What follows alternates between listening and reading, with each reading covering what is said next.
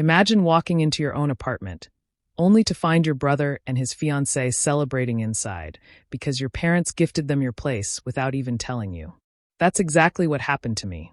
Please stay with me as I tell you my story, and please do not forget to support our channel by subscribing, liking, and sharing with your loved ones. My name is Selena Hart. I'm 27 years old, and I've worked hard for everything I have. From the day I left college, I knew nothing was going to be handed to me. I worked 2 jobs, saved every penny, and finally managed to get an apartment that became my safe place, my pride, and my proof that independence was possible if I kept pushing myself. Every late-night shift and every sacrifice felt worth it when I had the keys to my own front door. But if you grew up in my family, you'd know that being the older child didn't mean being valued. My parents, Linda and Charles, always made it clear who their favorite was. My younger brother Damon, just 24, has been the golden child since he was born. He never had to struggle for anything. When I was in high school, I paid for my own used car with babysitting money, while Damon got a brand new one as soon as he turned 16. When I stayed up all night studying, they told me not to stress so much. But when Damon passed an exam with barely any effort, they threw a party. It hurt, of course, but I told myself I didn't need their approval. I thought if I worked hard enough, maybe they would finally be proud of me.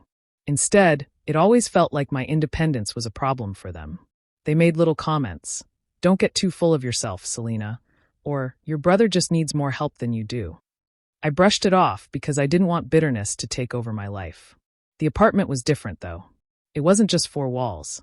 It was years of sweat and sacrifice. It was the one thing that nobody could take away from me, or so I believed. I never thought my parents would look at something I built for myself and decide it belonged to Damon.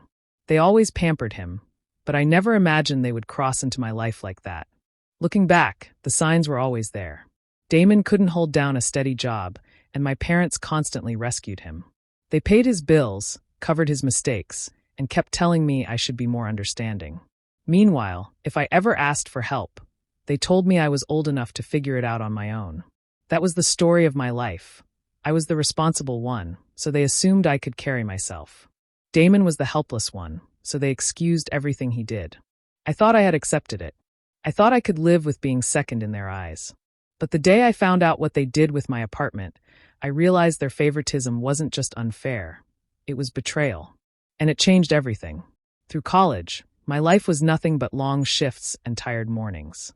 I worked in a cafe before classes and stocked shelves late at night, all to save enough to pay rent and slowly build something of my own. It was exhausting, but the thought of having a space I could call mine kept me moving. The apartment I finally managed to get wasn't big or fancy, but it carried my effort in every corner. Every chair, every plate, every little thing inside it was bought with my own earnings. My parents, Linda and Charles, always repeated the phrase, "Family comes first." They said it like it was a rule we all had to live by, but somehow it never applied equally. When Damon needed money, family came first. When Damon wanted something new, family came first. When it was about me, they told me to be strong, to be patient, to handle it on my own. It was clear where the balance tilted, but I swallowed it because I didn't want endless fights with the people I was supposed to trust. Damon was the perfect son in their eyes, though I knew he did little to earn that title.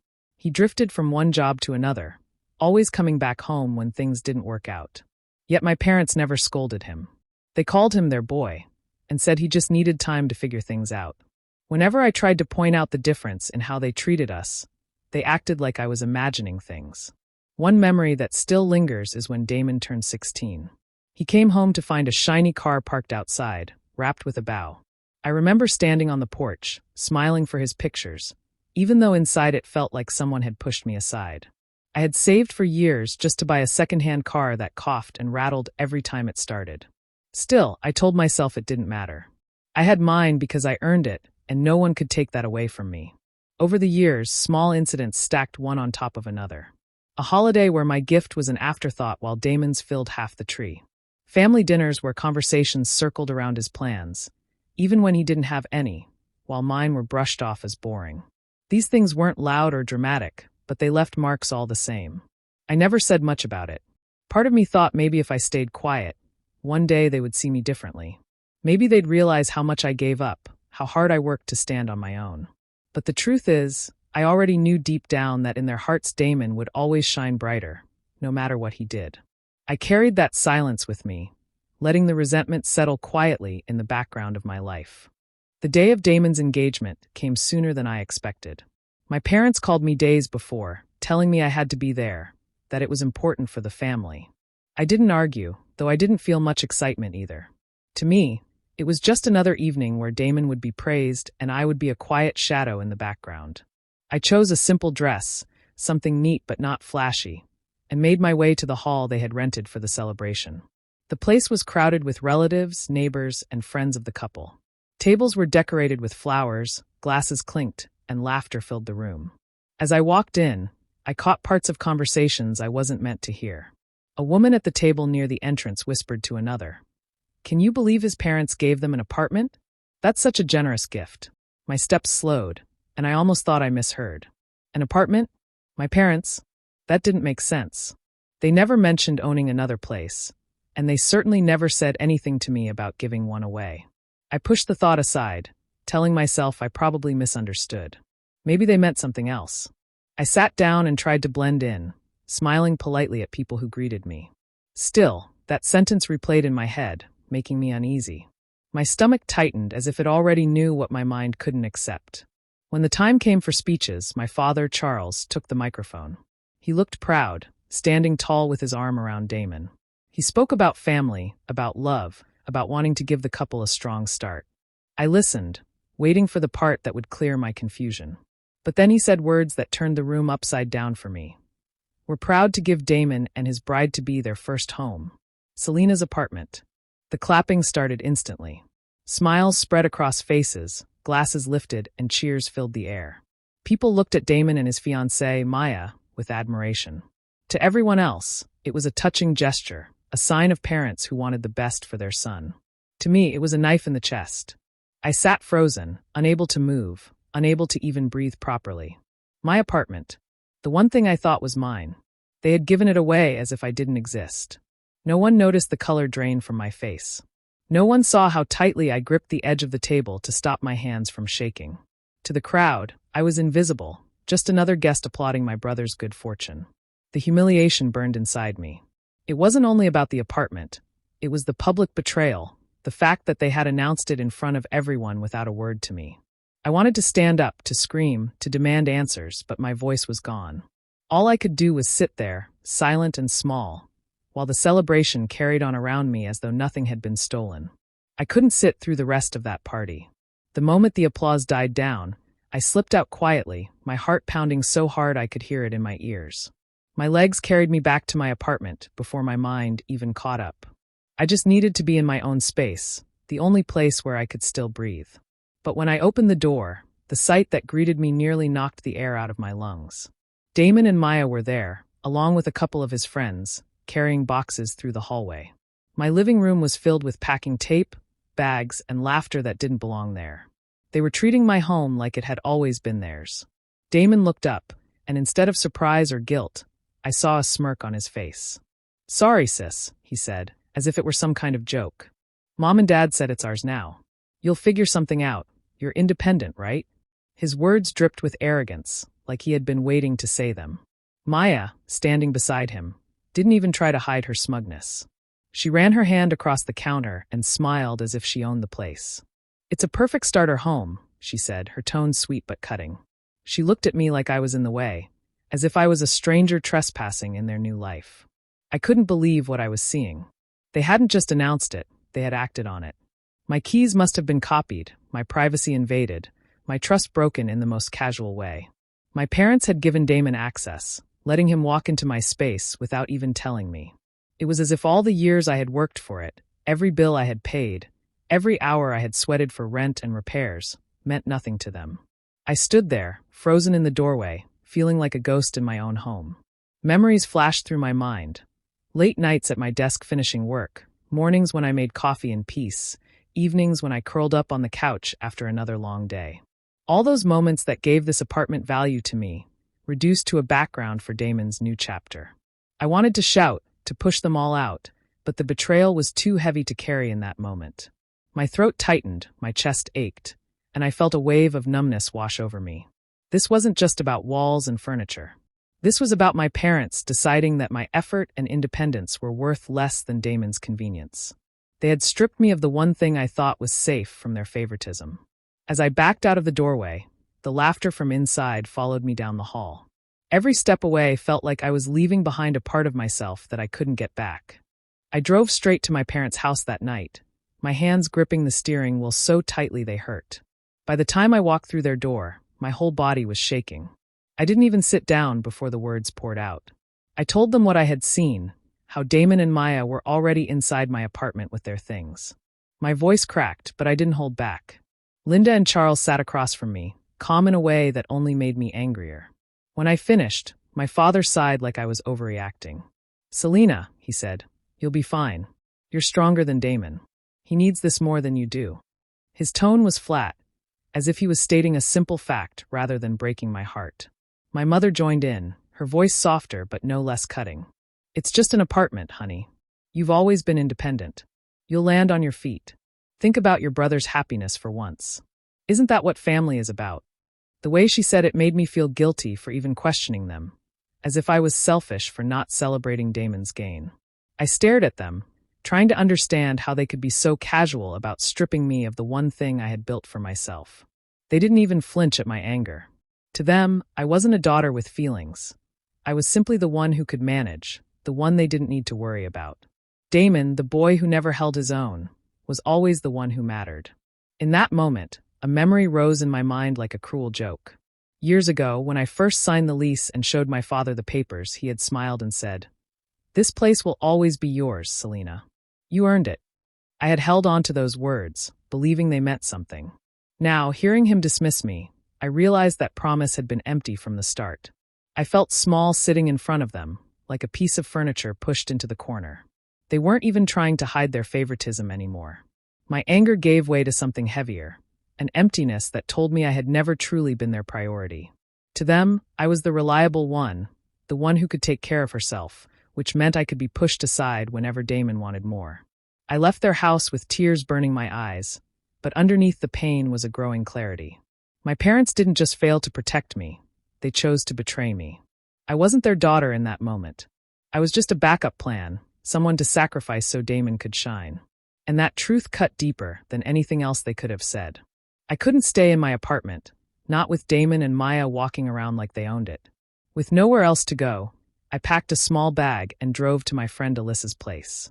She had a tiny spare room, nothing more than a mattress and a desk, but she opened her door without hesitation.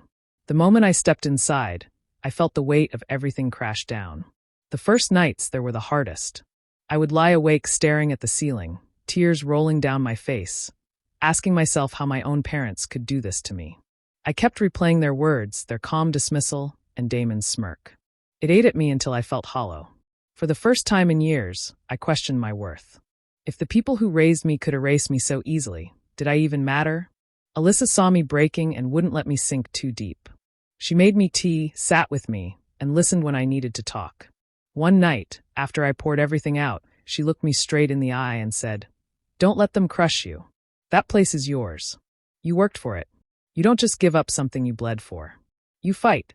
Her words planted something inside me, something stronger than the sadness I had been drowning in. The next morning, I opened my old files. I dug through boxes and folders, pulling out every scrap of paper that tied me to that apartment. Rent slips, bank transfers, repair invoices, proof that I had built that place with my effort alone. Each page reminded me that I hadn't imagined it. The apartment wasn't theirs to give. It was mine. The more I read, the clearer it became. Legally, my name was on everything that mattered. My parents hadn't bought it, they hadn't signed the contracts, and they had no right to hand it to Damon. The law was on my side, even if my family wasn't. That realization lit a fire inside me. For so long, I had accepted being pushed aside, telling myself it was easier to stay quiet. But sitting in Alyssa's spare room with a pile of documents spread out in front of me, I felt something shift. I wasn't just going to cry about it anymore. If my parents thought they could erase me, they were wrong. If Damon believed he could steal what I worked for, he was about to learn differently. I still felt the hurt, but underneath it, a new strength was forming. This wasn't just about an apartment. It was about proving to myself that I wasn't disposable, that I wouldn't be silenced or shoved aside again. That night, I folded the papers neatly into a file. For the first time since everything happened, I fell asleep knowing I wasn't defeated. I was preparing. I knew I couldn't fight this battle blindly. Alyssa gave me courage, but I needed more than courage. I needed facts and someone who understood the law. That's how I found myself sitting across from Eric Dalton, a lawyer with sharp eyes and a calm voice. I explained everything, from how I got the apartment to how my parents suddenly handed it over to Damon and Maya. He listened carefully, then leaned back in his chair and said words that made my chest feel lighter. They can't take it from you. Your name is on the papers. Legally, it belongs to you. Hearing that should have made me rush in and demand justice immediately, but Eric stopped me. He told me it wasn't just about winning. It was about timing. Let them show their arrogance, he said. The more they act like they own it, the stronger your case becomes. Don't confront them yet. Patience will give you an advantage. His advice stayed with me. So, I began to play a role. Around my parents, I acted small and beaten. I kept my voice low, my shoulders slumped, as though I had accepted their decision. I nodded when they spoke and avoided arguments. It wasn't easy. Every fake smile I gave felt like swallowing fire, but I knew I had to let them believe I was broken. Damon and Maya, on the other hand, wasted no time flaunting what they thought was theirs. They invited friends over, showing off the apartment as though they had worked for it. They even started redecorating, stripping away everything I had carefully chosen and replacing it with tasteless furniture that screamed money but had no soul. Watching pictures of their new style pop up on social media made me sick, but it also fueled me. While they bragged, I gathered proof.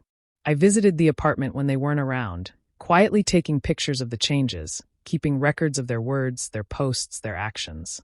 I saved every little piece of evidence that would later expose them for what they were, arrogant thieves parading in a home that never belonged to them. Each day, I added more to my file. Each night, I reminded myself to wait, to stay calm. My parents thought I had surrendered. Damon thought he had won. Maya walked around with a smug smile, thinking she had secured her future. None of them knew I was quietly building a wall they would crash into when the time was right. It wasn't easy to stay silent, but for the first time, I felt in control.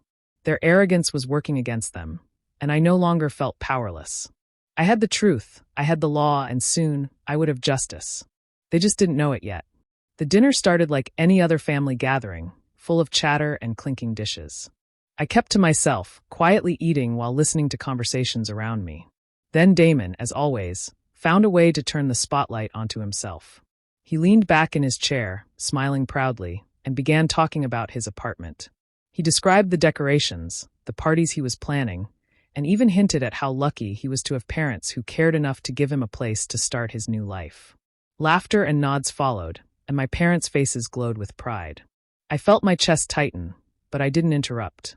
I let him speak, let the relatives drink in every word. Finally, when the table fell quiet for a moment, I placed my fork down and spoke softly. That apartment isn't his, I said. All eyes turned to me. My parents shifted uncomfortably. Damon scowled. I reached into my bag and pulled out the folder I had been preparing for weeks. With steady hands, I laid the documents on the table. Receipts of every payment I had made, the lease with my name printed clearly, records of repairs and maintenance fees I had handled. I didn't raise my voice. I didn't need to. The papers spoke louder than any argument. The room grew tense. Some relatives leaned in to read, their expressions changing from surprise to shock. Whispers spread quickly. She's the one paying? But they said it was Damon's place. A few looked at me with sympathy. Others avoided my eyes. Damon's fiance's smile disappeared.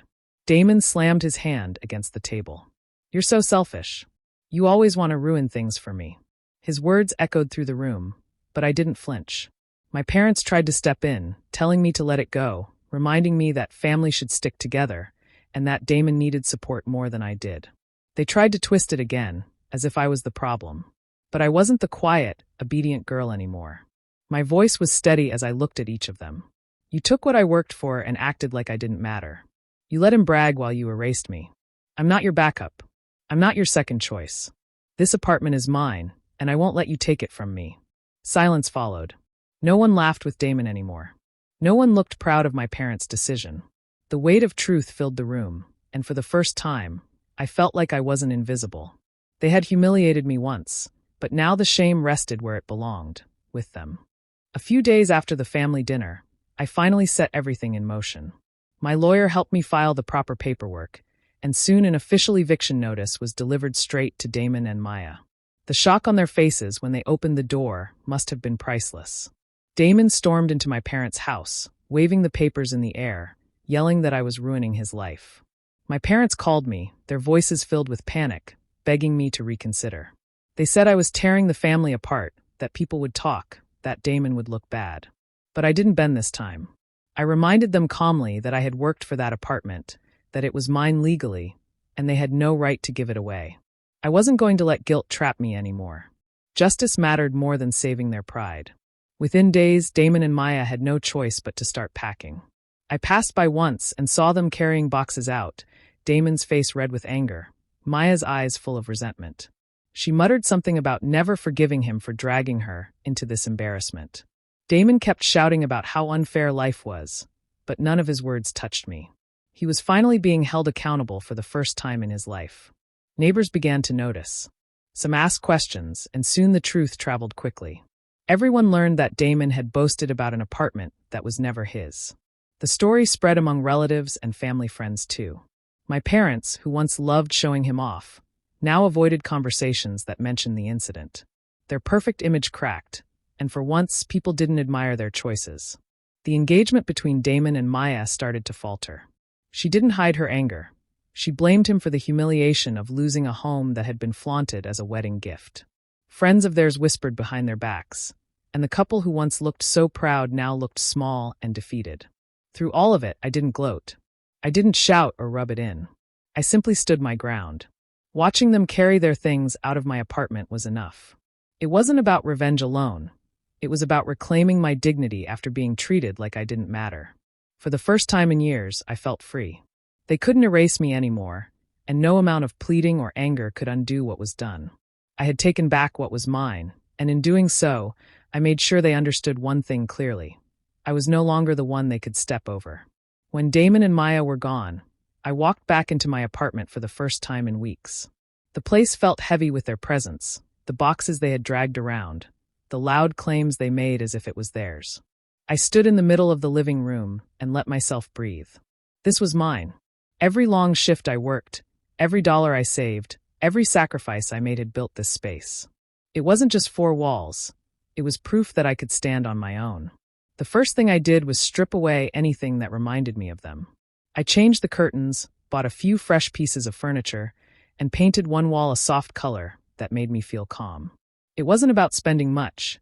It was about reclaiming the space. Each brush stroke, each new touch was like telling myself, this belongs to you, and no one can take it away again.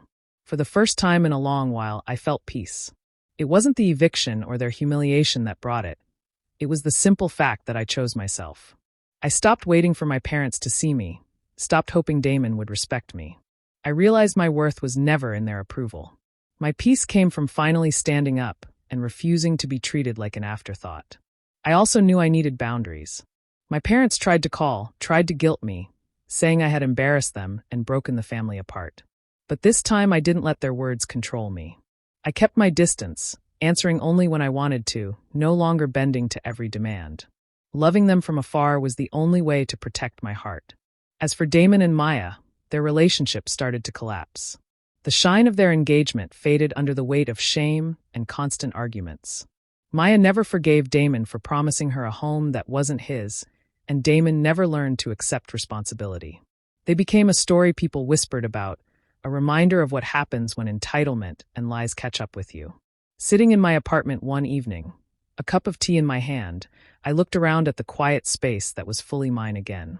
I thought about everything I had gone through, the betrayal, the tears, the fight to be heard, and I felt stronger than ever. I used to believe family would always protect me, but now I know that sometimes the family you're born into can hurt you the most. The difference is you don't have to keep letting them. Sometimes the strongest choice is to walk away and choose yourself. And that's exactly what I did. I chose me, and I finally found peace. Do you think I was right to take back my apartment and set boundaries with my parents, or should I have stayed quiet to keep the family together? I'd really like to know your thoughts in the comments. And if you want more stories like mine, make sure to subscribe and hit the notification bell so you don't miss out.